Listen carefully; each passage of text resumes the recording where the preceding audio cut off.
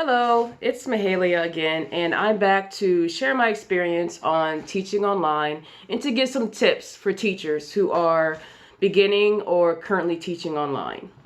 So, to share what my class is like, I either meet with my students on Zoom or Microsoft Teams.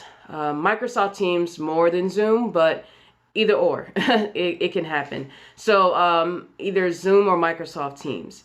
And so in order for my class to work well, it depends on what I'm teaching students at the moment. So if I have just a conversation class, then I don't really go outside of the Microsoft Teams unless we're specifically discussing something that I show visual of, like either images or listening audio of YouTube, certain things like that. But if I'm also doing vocab and grammar along with my conversation classes, then I use PowerPoint.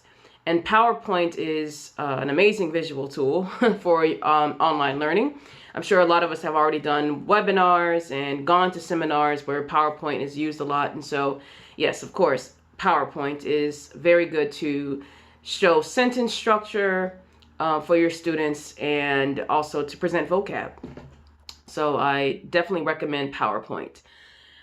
My lessons. How do I get my lessons?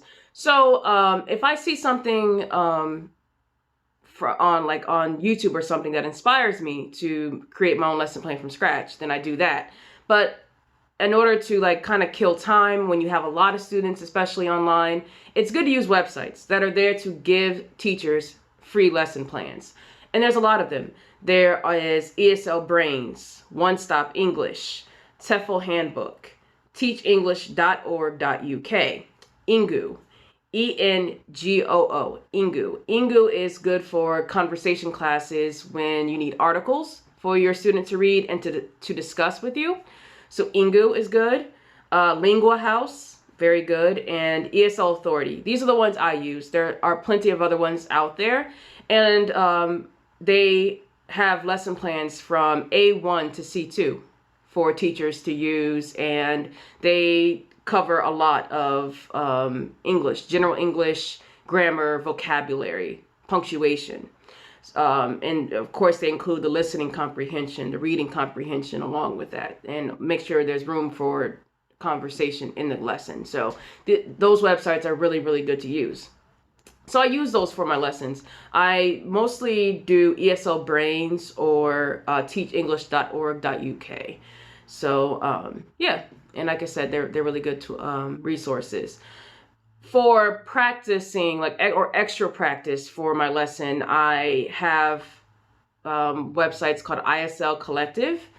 They, especially for my young ones, they have a ton of different worksheets already prepared. Some of them are interactive worksheets for vocabulary and grammar practice.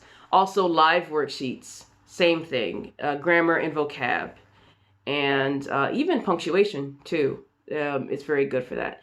So when I do my lesson plans specifically on vocab, I use Quizlet.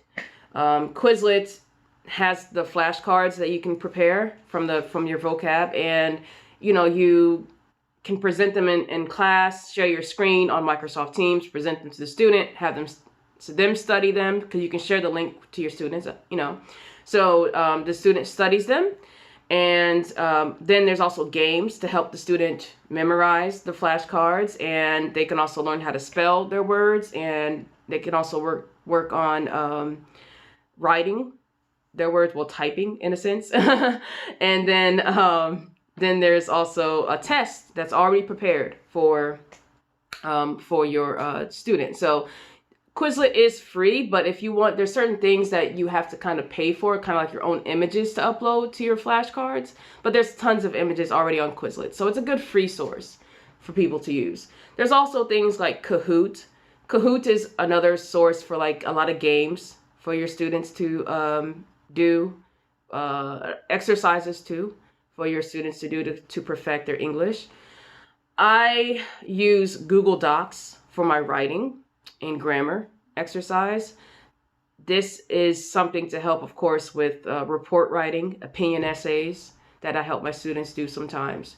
So Google Docs is good. If you're not familiar with it, you just literally go to Google Docs and you share your document or your notebook with that student, and then they are the editor, obviously, along with you, and then they work on the assignment, and you're able to go in there and show them how to correct certain grammar or spell things correctly. So Google Docs is a very good resource to also use.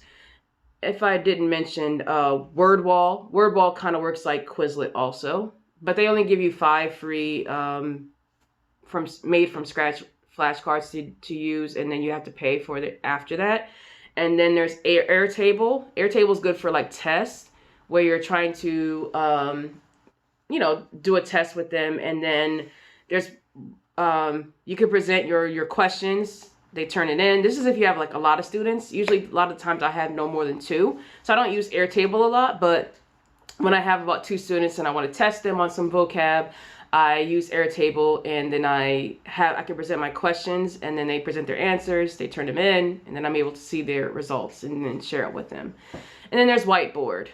Whiteboard I was starting to use, but then I found out about Google Docs, and Google Docs is more of my speed. So Whiteboard is when your student has their whiteboard, you have yours, and you can write, say, a question, or you can present an image, and then your student can write out what that image is. So if you're doing like animals, you can copy and paste an animal into your whiteboard, and your student has to write on their whiteboard what the animal is, like bird or alligator.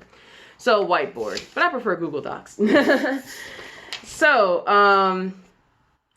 So some good technique for in the actual class. What helps? So one thing I do when I am correcting mistakes with my students, when they say something wrong, one thing I do is I let them say what they've said, and I don't stop them, because when you're learning a new language, you're thinking a lot, and you might overthink or not think enough, so you're just thinking, and then next thing you know, you have someone interrupt you, and now you have to go back and remember what you just said, and then still apply the new correction. It's better when you use, as a teacher, you use active listening, you listen to the mistake, you go back, you validate what they say, and including the correct way of what they said, and then you make sure you confirm with them that was what they were trying to say. That is better than just interrupting them. Wait, what'd you say? Like, hold on. Like, no, it's better for you to just go back and then say the sentence or the word correctly. My students work a lot better with me when I do it that way. The obvious, slow down while you're talking.